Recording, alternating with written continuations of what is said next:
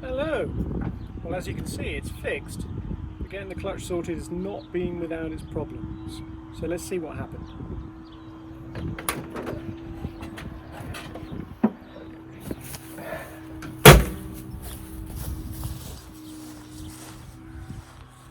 Welcome to part 3.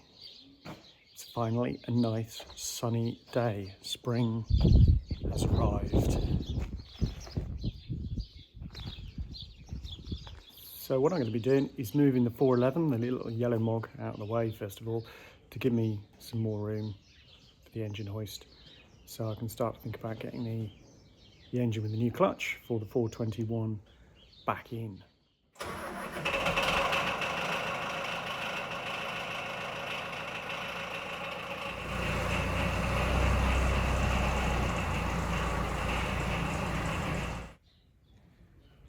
Well, we've got some space now. Before the engine can go back in, I need to put some grease, high performance grease it says.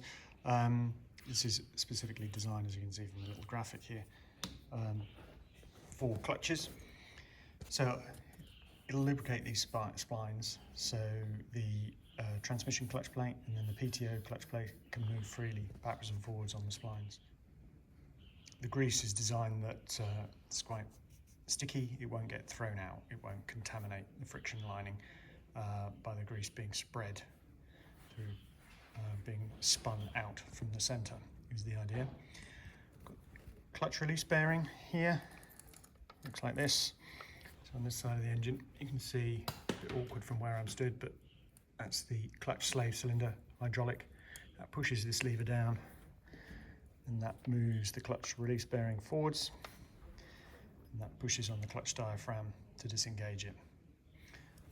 I've replaced the release bearing. There was actually nothing wrong with the one I took out, really, but given it's been apart, it's not hopefully this isn't a job I'm going to have to return to too soon, so I thought I'd take the opportunity just to put a new bearing in, so I know it's good. And as you saw in the previous video, I put a new bearing that sits on the end of the input shaft here, in the end of the crank. Again, there wasn't really anything wrong with that, but I thought it was worth replacing while I've got the access. So next job is to move the engine to position, check things over. There's a lot of hoses and things, pipe work that could potentially get trapped or in the way. So I need to take the time really getting it back in. I've also got to lift the front of the gearbox, increase this angle so the front of the engine will clear. It's got a very deep sump on the 616 engine when it's fitted to the Unimog. Needs to clear this cross member. So I've got to get the angles up quite steep. I've got a device on the engine hoist, so I can vary the angle when it's hanging, and I hopefully can do that fairly precisely. And then underneath the gearbox, I've got a bottle jack, so again I can adjust the angle of that. To be able to get that to move freely, there's some clamps I had to undo on a tubular cross member here. This is one of the clamps here, a bit hard to see. And that means that the back of the gearbox can move around that cross member, so I can get the angles right.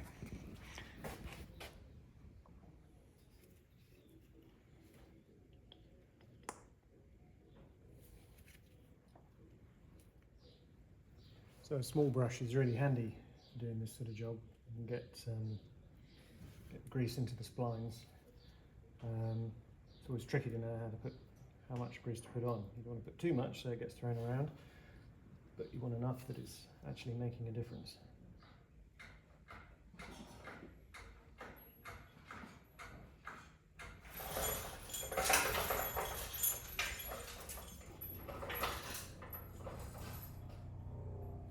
A good trick when you're trying to line up the splines to go onto the back of the engine, onto the clutch, is to jack up one of the back wheels, put the vehicle in gear, put it in one of the higher gears, 6th in this case, and then what we should be able to do, hopefully you can see that the input shaft, if I turn the back wheel around, the input shaft, the transmission is now revolving.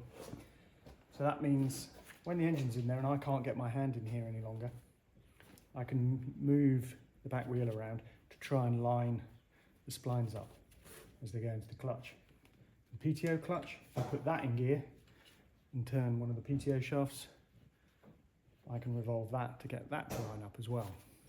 That's the theory anyway, should make life a bit easier. Right, let's see if we can get this engine put back in.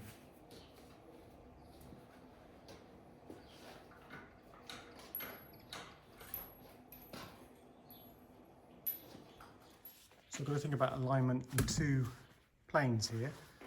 Well, 3 really. 2 planes in an angle. Obviously want the engine to be central over the input shaft, and that's down to the engine hoist, whether it's in line or not. We've then got to think about obviously vertically, which rely on the hydraulics, and then finally we've also got to think about the angle. Is it coming in at the right angle, the engine relative to the transmission? I've jacked up the front of the transmission a little bit. If we look at the back face, or the front face I should say, of the transmission, the back face of the bell housing, we want them to be parallel. Okay, and that should then mean that the input shaft is in line with the crank, and therefore the clutch plates. We'll see. So there's very little room between the input shaft, but also the clearance at the front of the sump at the other end of the engine. We can increase that a little bit by changing this angle, but not by much. I'm now clear of the release mechanism for the clutch. The angle isn't right, but I'm now clear of it, which has meant the front of the engine, I've got some clearance. It's hard to film, there you are. Got some clearance to be able to get the sump past that front cross member. So I'm now going to change the angle of the engine again, get it at a correct angle, and then I can think about moving it back towards the transmission.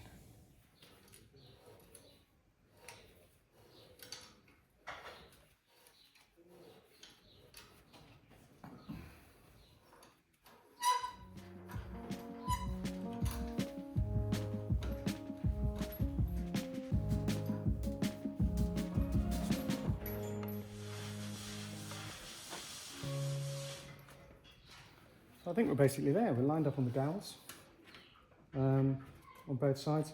Angle's just slightly off, but I think we're about right.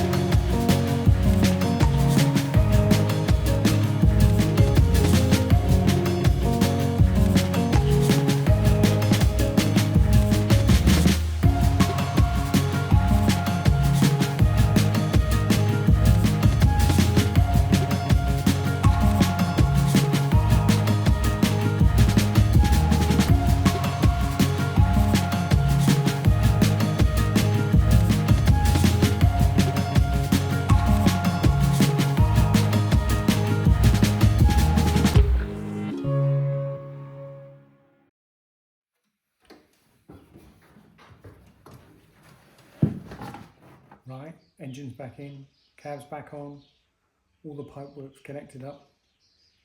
Let's see if it'll work.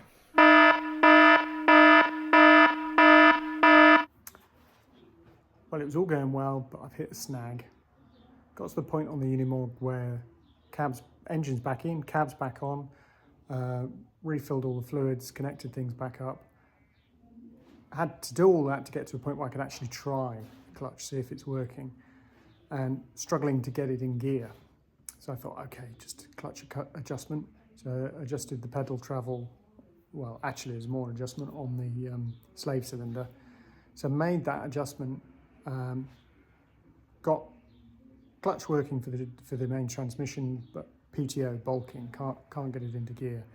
And I think what's happened is I've had the face of the flywheel skimmed, but I haven't had the shoulder of the flywheel skimmed the same amount. And that means I'm running out of clutch travel. So what's the solution? Well, sadly, the solution is to take the cab back off, take the engine out, take the clutch cover off, take the flywheel back to the engineering shop and get that shoulder skimmed. So a lot of extra work for a silly oversight on my part. Before I took it apart, it was actually bulking slightly, going into PTO, engaging the PTO. So I think the flywheel's been skimmed before, and the shoulder hasn't been skimmed, and I've just made the problem slightly worse and run out of travel to be able to adjust it out. So if I want it to be working properly, I've got to take it all apart again. So I thought I'd share the experience. I'm not a professional mechanic, but I've done plenty of restoration work over the years, and it just goes to show that it's easy to make an oversight. Of course, did I read the manual? Well, I read the manual after the problem. And indeed, it tells you that the shoulder needs to be skimmed the same amount as the face. So I should have read that first. So I thought I'd share that to make the point about reading the manual first. And also that not everything goes quite to plan. So I shall spend some time, I won't take you through it all, I'll spend some time dismantling this again, and we'll pick it up again when hopefully we're at a similar point and I can try it again.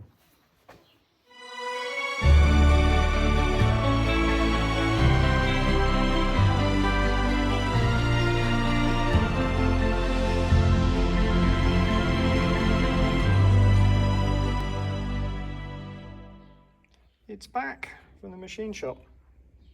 The shoulder has now been skimmed to match the skimmed face of the flywheel, which should mean I now can properly adjust the clutch, both the transmission clutch and the PTO clutch.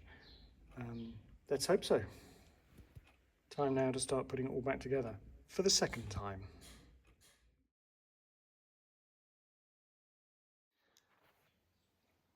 So I'm back to where I was. This is about 3 days later now, having got the shoulder of the flywheel skimmed. I've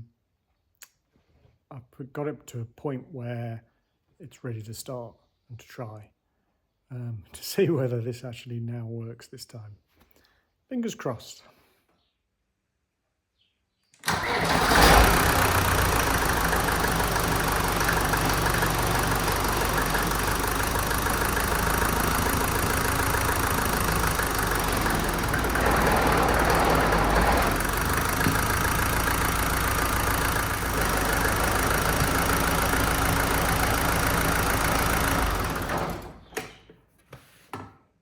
Looks like we're in business. Got a working main clutch and working PTO clutch. So start putting it all back together again.